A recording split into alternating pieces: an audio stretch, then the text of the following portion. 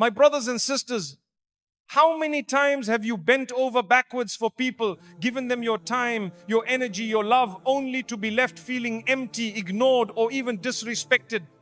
You keep chasing their approval, hoping one day they will see your worth. But the reality is, the more you chase people, the further away you drift from yourself, and worse, you drift away from Allah. Today, I want to share with you 6 powerful reminders that will free your heart from the prison of people's approval and bring it back to the one who truly values you. My brothers and sisters, let me ask you a question. If I gave you a gold coin and someone in the street told you this is worthless, would that change the value of the coin? Of course not. You know what it's made of. You know it's pure. Their opinion doesn't change the reality. But here's the problem. Many of us treat ourselves like we're made of cheap material. We hear one person's insult, one person's rejection, and we start believing we're worth less than we actually are. Why? Because we've given people the power to decide our value. And here's the reality. People are inconsistent. One day they will love you, the next day they will forget you. One day they will praise you in public, the next day they might criticize you behind your back. And sometimes you did nothing wrong, they just changed how they feel. Maybe they're having a bad day. Maybe they're dealing with jealousy. Maybe they misunderstood you. But because you've placed your worth in their hands, their moods become your moods. That's not how a believer should live. Allah did not create you to be a prisoner of someone else's opinion. Allah created you with a purpose, with dignity, with honor. He says that He has honored the children of Adam. That means from the moment you were born, you had value before anyone knew your name, before anyone approved of you. And here's something important to remember.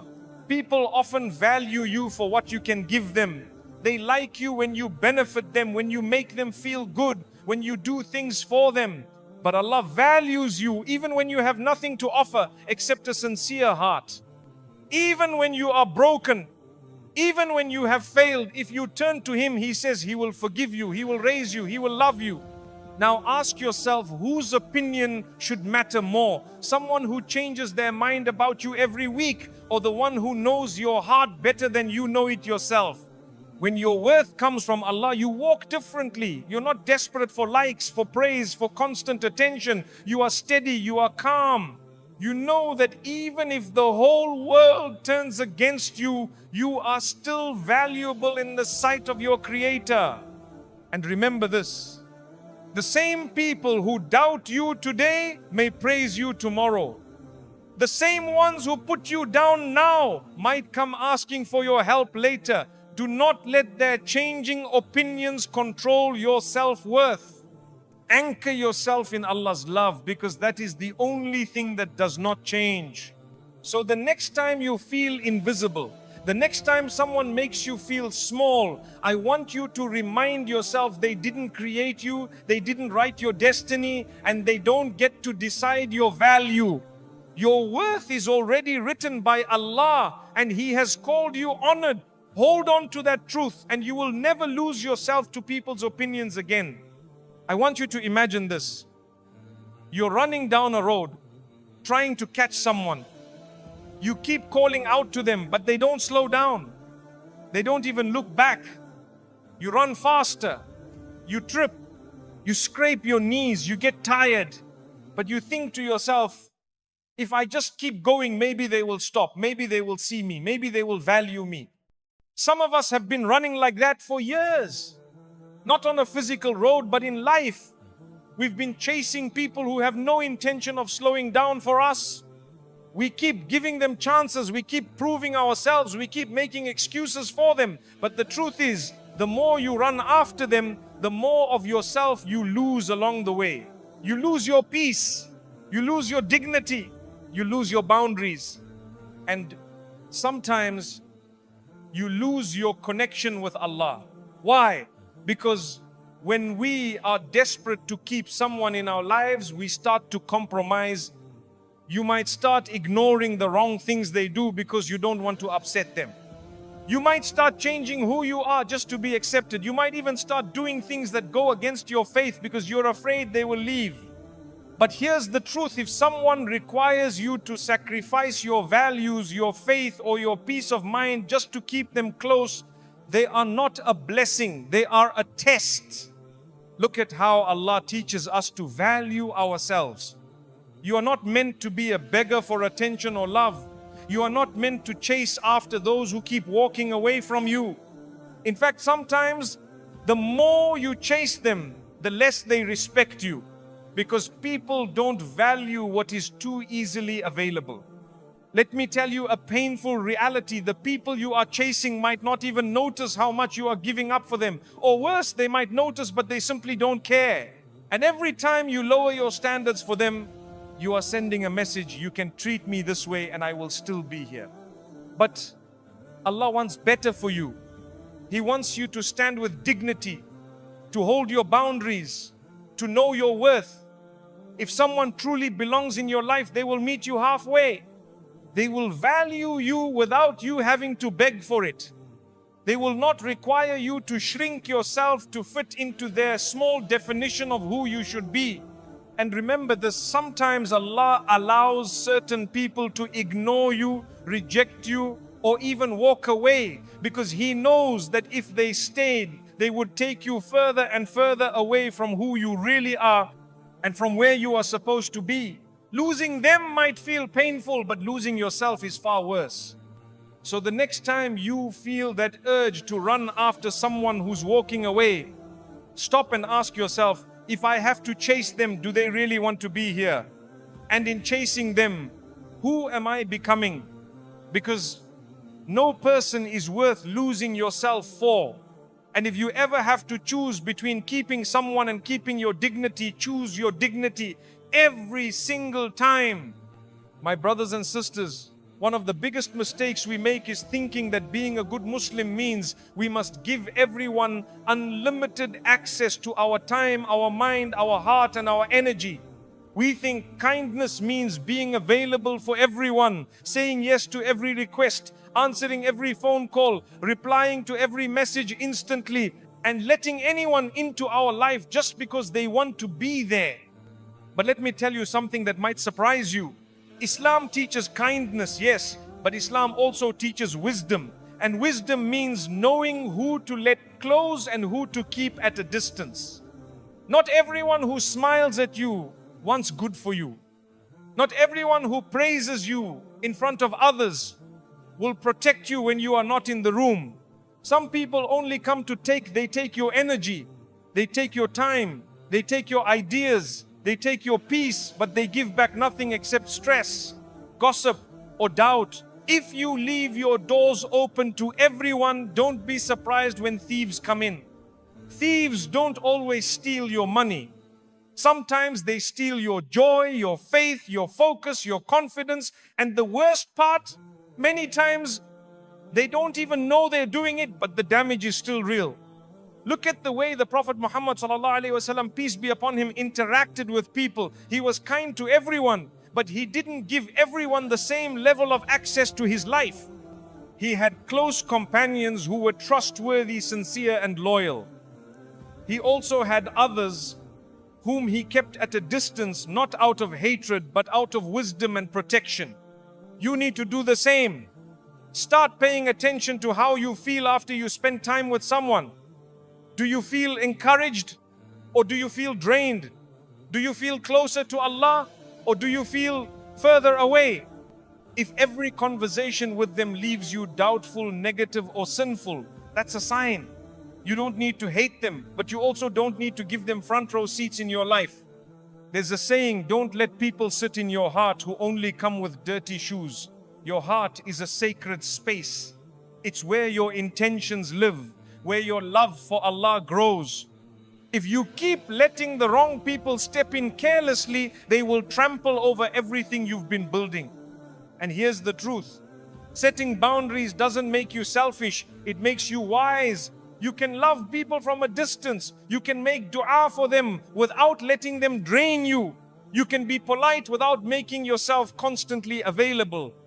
If someone constantly disrespects your values, mocks your faith, or manipulates your kindness, Islam does not require you to keep letting them in.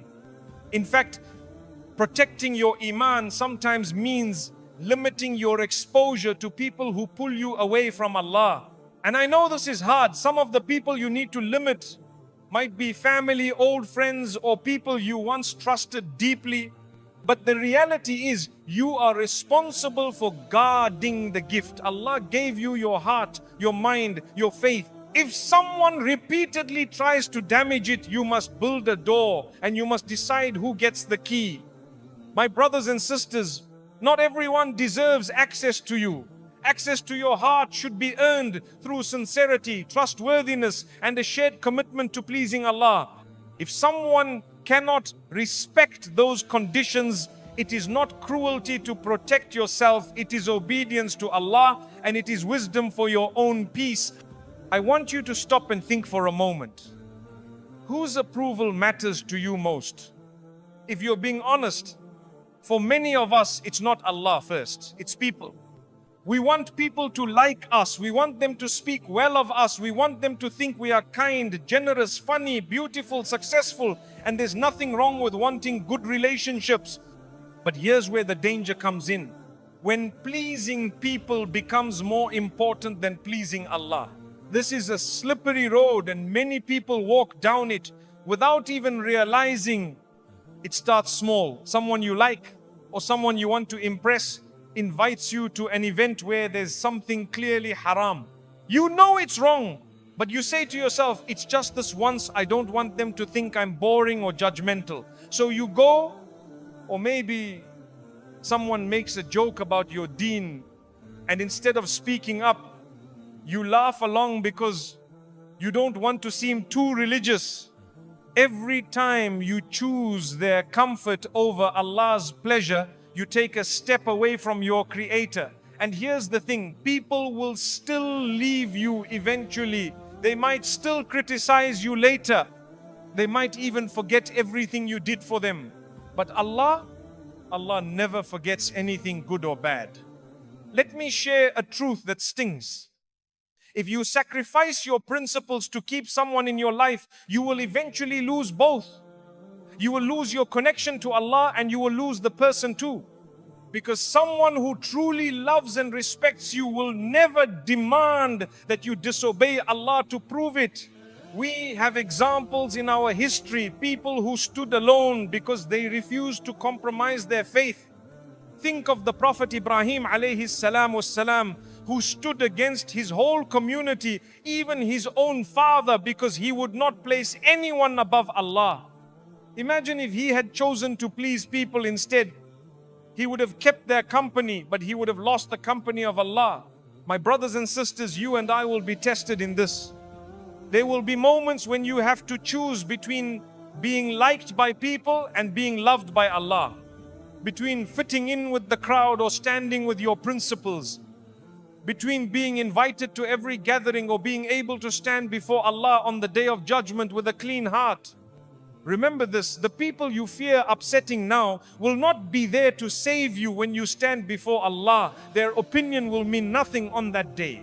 The only thing that will matter is, did you obey your Creator or did you put people above Him? And please don't misunderstand, Islam teaches us to be kind, respectful and gentle with others, but it does not teach us to worship their approval. The line is crossed when their pleasure starts to compete with Allah's pleasure. If they push you to compromise your values, your modesty, your honesty or your ibadah, that's when you step back respectfully but firmly. At the end of the day, my brothers and sisters, ask yourself this question. If Allah is pleased with me but the world is not, am I okay with that? Because if the answer is yes, you have freed yourself from the chains of people's opinions. But if the answer is no, then you have some work to do in your heart. And that work starts with shifting your focus back to the one who created you, sustains you, and will judge you, not the people who will forget you as soon as they move on with their lives. And here's something we all need to understand, my brothers and sisters. When you put Allah first, you are not losing people, you are losing the wrong people. Yes, it hurts when someone distances themselves because you refuse to compromise your faith. Yes, it's painful when friends stop inviting you because you no longer participate in things that displease Allah. But that pain is temporary and it's a sign of something greater. Allah is clearing your path. Think about it. How can Allah bring the right people into your life if the wrong ones are still taking up all the space? How can He send you company that will strengthen your iman when you're still clinging to company that weakens it? Sometimes we are asking Allah for better friends, better influences, better opportunities, but we're too afraid to let go of the harmful ones that we already have. And it's not just about friendships. This applies to relationships, business partners, even family interactions. If someone expects you to break Allah's laws just to keep their approval, you are standing at a crossroads. One road is short-term comfort with long-term regret. The other road might be lonely for a while, but it ends with Allah's pleasure, and that is the only approval worth having. I know it's not easy. You might feel isolated at first.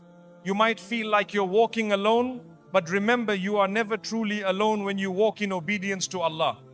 Every step you take away from disobedience is a step toward His protection, His mercy, and His guidance. And here's something powerful: when you choose Allah over people, you might lose a few faces in your life, but you gain His help in ways you never imagined. Doors open that you didn't even knock on. People come into your life who inspire you, who make you want to pray more, who make you want to be a better believer. And that's when you realize the ones you lost were never worth keeping if it meant losing Allah. So, my brothers and sisters, please remember this. The real danger is not losing people. The real danger is losing yourself. And worse, losing Allah's pleasure. If you have to let someone go to keep your iman intact, do it. You will thank yourself on the day when everyone else's approval means nothing and only Allah's approval matters. And sometimes it's not even about choosing between people and Allah in a clear, obvious way. Sometimes it's subtle. It's in the tiny daily decisions you make. You compromise your prayer times because you don't want to seem too rigid at work. You water down your beliefs in a conversation so people won't label you. You laugh at things you know you shouldn't laugh at because you don't want to look different. It happens quietly, almost without you noticing, and before you realize, you've built a habit of putting people's comfort ahead of Allah's commands. This is how the heart slowly changes, not with one big act of disobedience, but with small, repeated compromises that chip away at your principles. You see, Allah doesn't just look at the big moments of sacrifice. He looks at the small moments where you had a choice to please Him or to please people, and you chose Him. Those are the moments that shape your heart, that strengthen your faith, that make you unshakable. The danger of putting people above Allah is not only that you risk disobeying Him, it's that you start training your heart to fear the wrong authority. Instead of fearing the one who controls your life, your death, your rizq, your future, you start fearing the opinions of people who have no power over you at all. And here's the irony: the same people you are trying so hard to please will move on. They'll find someone else to admire, someone else to criticize, someone else to invite to their gatherings. People's attention is temporary. Allah's attention is eternal. Why chase what won't last at the cost of what will? Let me give you an example. Imagine you're working for a company and your boss gives you clear instructions. But instead of following them, you start taking orders from the office cleaner because you're afraid they'll be upset with you. Does that make any sense? The cleaner doesn't sign your paycheck. They can't promote you. They can't fire you. You're risking your actual job for someone who has no authority over your future in that role. That's exactly what it's like when we obey people over Allah. And here's what I want you to remember: when you prioritize Allah, some people might walk away. That's okay. Not everyone can handle the light you carry when you live for Him. Some will be intimidated by it, others will be offended by it, and some will simply drift away. But those who stay, Those who respect you more for your principles, those are the people worth keeping. Because in the end, my brothers and sisters, the day of judgment will be a day when you stand completely alone in front of Allah. Not one of those people whose approval you chased will stand beside you to defend your choices. On that day, you will be grateful for every single moment you chose His pleasure over theirs. My brothers and sisters, letting go is one of the hardest things we ever have to do. It feels like losing. It feels like weakness. It feels like giving up on something we've worked so hard to keep. But sometimes letting go is not losing. Letting go is winning. It's making space for something better. Many of us hold on to people, habits, or situations because we are afraid of the emptiness that comes after. What if I never find someone else? What if I regret this? What if I'm alone forever?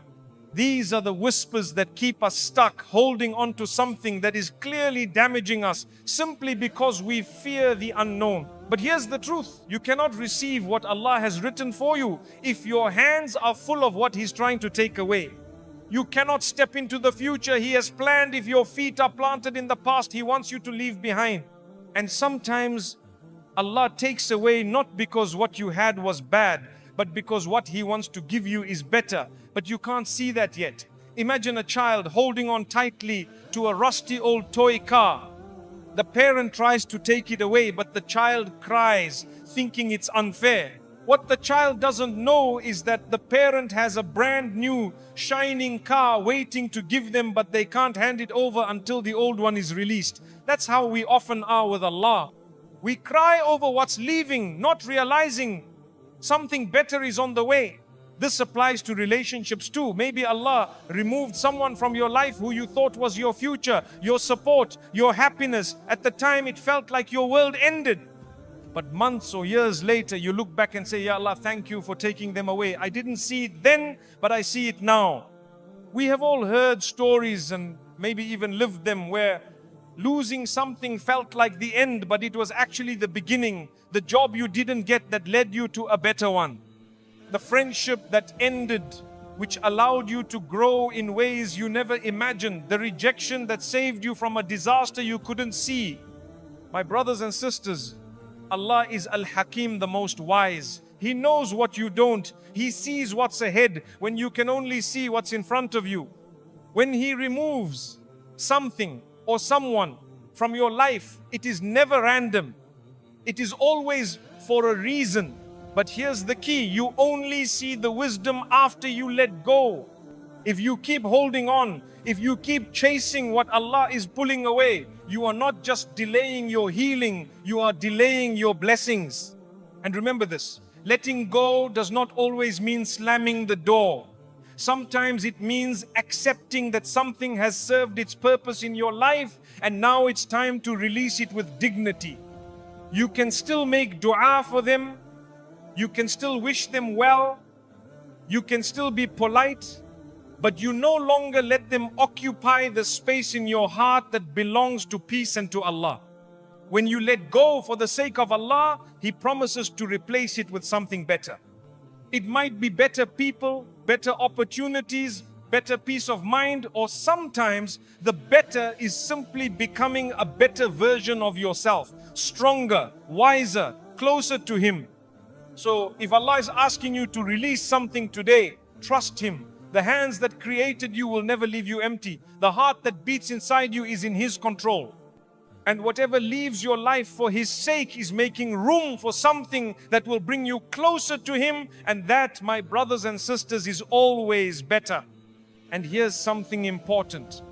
My brothers and sisters, when you let go for the sake of Allah, you will often go through a silent period. This is the time when it feels like nothing is happening. When you're wondering, did I make the right choice? Was it worth it? This is the test. Because in that silence, Allah is working. He is rearranging your life behind the scenes. He is preparing the right people to cross your path. He is shaping opportunities you haven't even dreamed of yet. But He will not reveal them until your heart is ready to receive them. You see, if He gave you the blessing too soon while you were still emotionally tied to what He took away, you wouldn't value it. Or worse, you might misuse it. So He gives you a period of emptiness, not to punish you, but to detox you from what was harmful and to strengthen your reliance on Him. And this is where shaitan tries to pull you back. He whispers, go back, call them, reconnect, settle for less. At least you won't be alone. But don't forget, the emptiness you feel now is temporary. The emptiness you would feel going back to what Allah removed would be permanent. Letting go also teaches you something priceless, that you can survive without the people or things you thought you couldn't live without. And not just survive, you can thrive. That realization builds a confidence that no one can take away from you, because it's built on Allah's strength, not your own. And when the better comes, because it will, you will appreciate it more deeply. You will treat it with gratitude. You will see it for what it is. Not something you earned purely on your own, but something Allah chose for you at the right time, in the right way. So if you're in that stage of life where something or someone has been taken from you, whether it's a friendship, a relationship, an opportunity, or even a dream, don't see it as the end of your story. See it as a plot twist written by the author who knows exactly how to bring out the best ending for you. My brothers and sisters, the hands that take away are the same hands that give. And Allah never takes without giving something better in return, if not in this world, then in the next. So release your grip on what is gone, open your hands and let Him fill them with what will truly benefit you. And let me tell you something, my brothers and sisters, sometimes the better that Allah gives you is not even a person or a thing, it's you. Yes, you become the better. You become stronger, wiser, calmer. You stop tolerating what drains you. You start protecting your heart. You begin to understand your value in a way you never did before. You look back and think, if I had stayed where I was, I would never have grown into this version of myself. And this is why letting go can be one of the most merciful gifts Allah ever gives you, even though it rarely feels like it at the start. But here's where many of us go wrong. We want to heal while still holding on to the thing that hurt us. We want peace, but we don't want to leave the environment that keeps disturbing it. We want blessings, but we don't want to close the door to what's blocking them. My brothers and sisters, you can't do both. Healing and holding on to harm cannot happen at the same time. And don't forget, sometimes Allah tests you by giving you the chance to go back. The message isn't in the offer itself. The message is in whether or not you take it.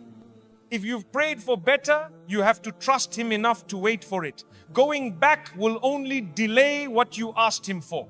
One day, when you are living in the better that you once couldn't imagine, you will understand why He took what He took. You will see that it was never rejection, it was redirection. It was never punishment, it was protection. And it was never loss, it was love. So the next time something is removed from your life, instead of asking, why did this happen to me? Try asking, what is Allah making space for in my life? Because that question will turn your pain into trust. And your trust will turn your loss into a blessing.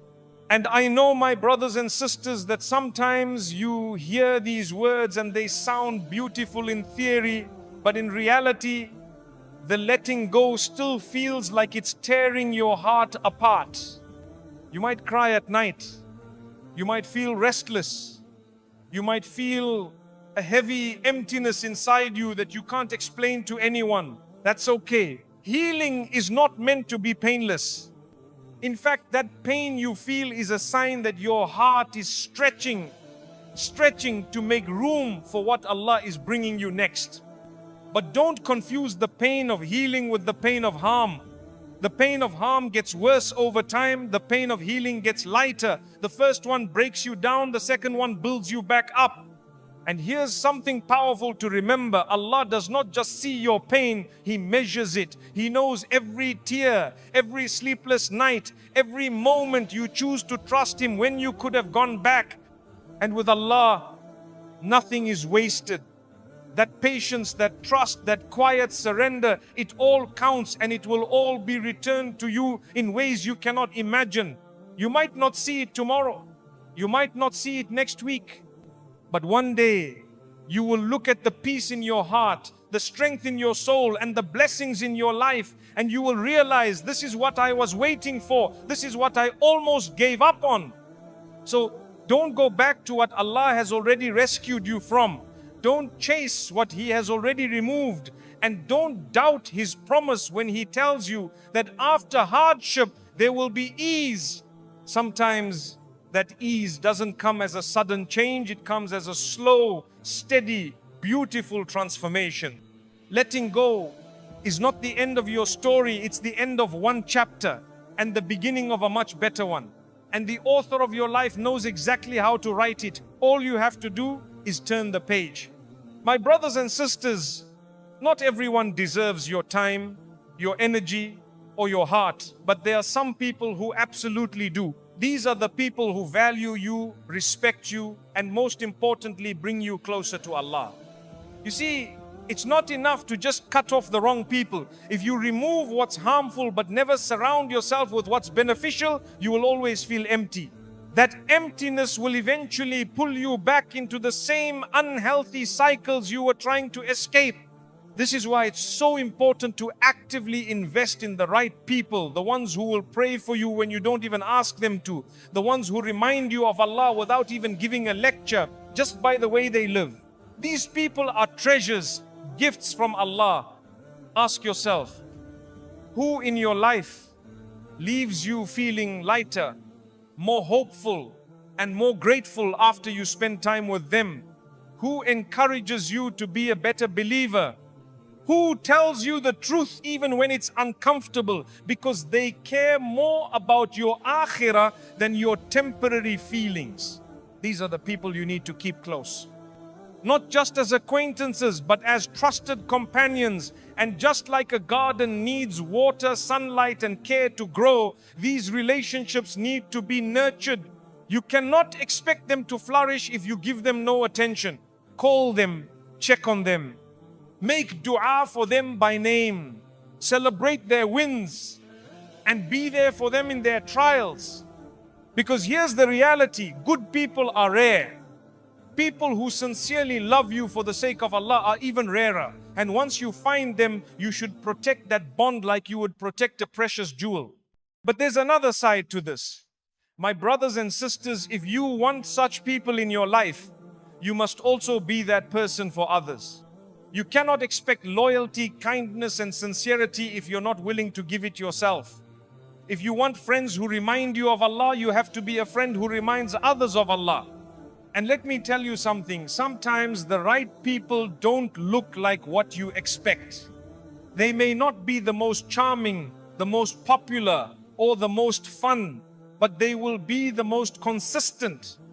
They will be the ones who show up when it matters. They will be the ones whose advice comes from a place of sincerity, not selfishness. But my brothers and sisters, you need to know this, even the best relationships require effort to maintain. Just because someone is good for you doesn't mean they will always be there if you neglect them. We often lose the most valuable people in our lives, not because they changed, but because we stopped appreciating them. Gratitude isn't just for Allah, it's also for the people He places in your path. If Allah sends you someone who strengthens your iman, who supports you in hardship, who celebrates your happiness without envy, that's a gift. And a gift must be cared for. One of the biggest mistakes people make is taking good company for granted while investing all their effort into chasing the wrong company. You spend hours trying to win the approval of those who couldn't care less about you, while the ones who truly care are left waiting for your attention. And slowly, They stop trying, not because they hate you, but because they realize you don't value them the way they value you. So here's a reminder, never make the people who value you feel like they have to compete for your attention with those who don't. If you're blessed with someone who prays for you in your absence, give them a place of honor in your presence. And remember, valuing someone doesn't always mean grand gestures. Sometimes it's as simple as listening without interrupting. Sending a small message just to say, I made dua for you today. Offering help without them asking, or showing up to support them even when it's inconvenient for you. The Prophet Muhammad, peace be upon him, told us that the most beloved people to Allah are those who bring benefit to others. And sometimes the biggest benefit you can bring is just being a steady, sincere presence in someone's life. But be careful, even good relationships can be damaged if you allow pride, envy, or neglect to creep in. Protect these bonds from unnecessary arguments. Protect them from backbiting. Protect them from the influence of others who might try to plant seeds of doubt between you. Good company is rare, but it can be lost quickly if it's not guarded. My brothers and sisters, we live in a world where people are quick to replace each other, where loyalty is treated like an outdated concept, where friendship is often transactional. I'll be there for you as long as you can give me something in return. But the relationships worth keeping are not based on what you can get, they are based on what you can give for the sake of Allah. One of the clearest signs that someone values you for the sake of Allah, my brothers and sisters, is that they want what is best for you even if it doesn't benefit them directly. They are happy when you succeed, not jealous. They make dua for your happiness even when their own life is difficult. They correct you gently when you're wrong, not to embarrass you, but to protect you. Another sign is consistency. They don't only show up when you're winning or when they need something from you. They are there in your moments of joy and in your moments of heartbreak. They are there when everyone else has gone silent. A person who values you for Allah's sake doesn't keep score. They don't say, I did this for you, so you owe me. They give without expecting repayment because they know Allah will reward them far more than you ever could. And here's something important. Such people will sometimes tell you things you don't want to hear. They will remind you to pray when you're neglecting it. They will tell you to fix a wrong when they see you making a mistake. They will encourage you to leave what is harmful, even if you're attached to it. At the moment, it may sting, but later you will realize that they weren't pushing you away, they were pulling you closer to Allah. This is why you must never push away someone who sincerely advises you. In a world full of flattery and false praise, sincere advice is one of the rarest gifts. Now, my brothers and sisters, here's the other side of the coin. When you find these people, you have to work to keep the relationship pure. Shaitan will try to destroy good bonds by planting small seeds of suspicion or pride. He will make you overthink their words, misinterpret their intentions, or compare them to others. If you let those seeds grow, even the strongest friendship can wither. So protect the bond by communicating openly, forgiving quickly, and assuming the best about each other. Don't let distance, misunderstandings, or busy schedules make you forget the value of that connection. And never let ego stop you from saying, I was wrong, I'm sorry, or I appreciate you. The truth is, people who value you for the sake of Allah will push you to be a better believer, a better friend, a better human being.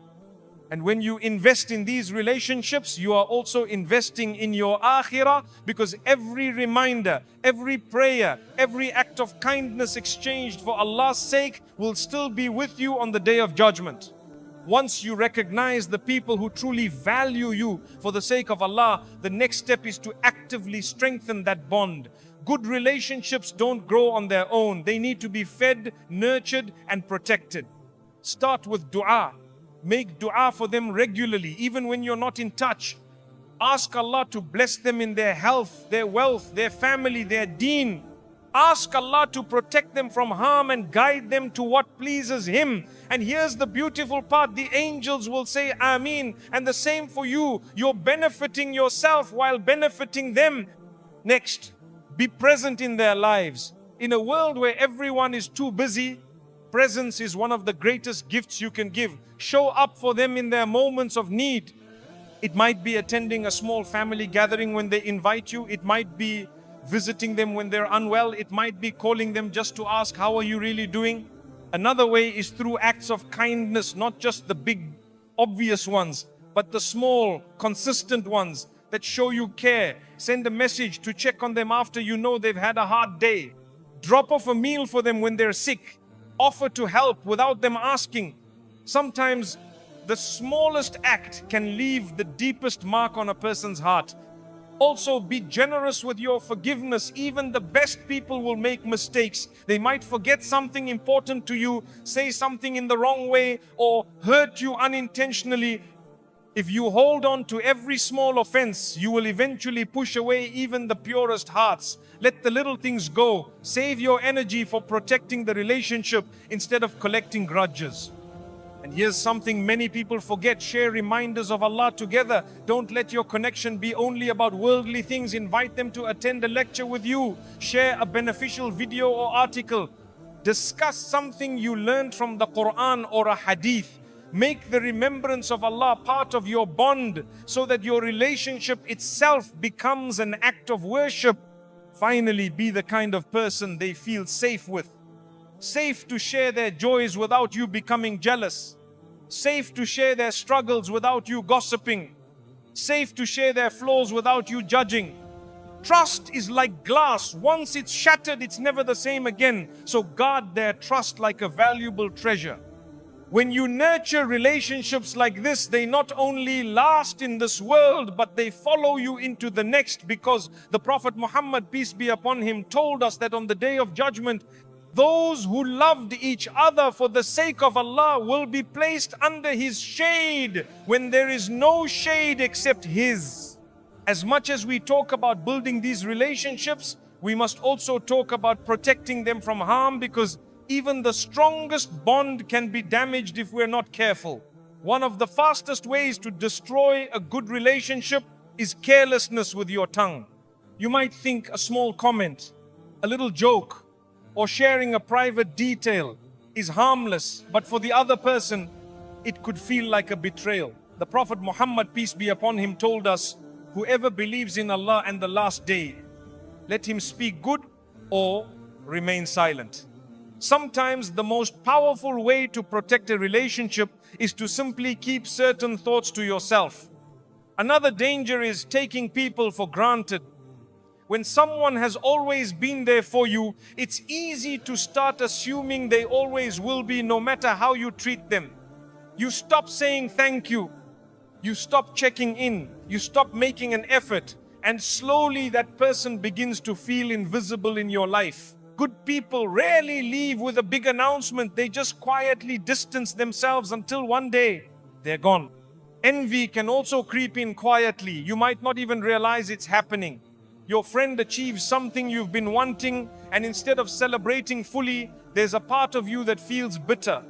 This is human, but if left unchecked, it poisons the bond. Remember, their success does not take away from your rizq. What Allah has written for you will reach you, and what He has written for them is theirs alone. Then there's the danger of allowing outside voices to influence your relationship. A third person can come in and plant seeds of doubt. Do you know what they said about you? Or, I don't think they really care about you like you think. Without verifying, you start to change how you see them.